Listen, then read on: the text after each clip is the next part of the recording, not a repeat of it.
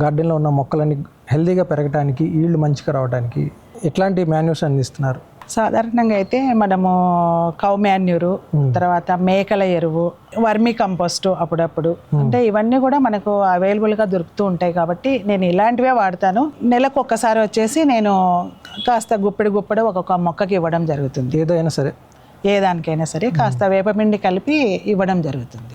వీటిపైన ఏదైనా పురుగు తెగుళ్ళని మనం నివారించడానికి ముందస్తుగా ఏమైనా చేస్తున్నారా? మామూలుగా అయితే ఒక 15 డేస్కి ఒకసారి మనము తెగులు ఉన్నా లేకపోయినా సరే ఇలాంటి వేప నూనె అంటారు దీన్ని.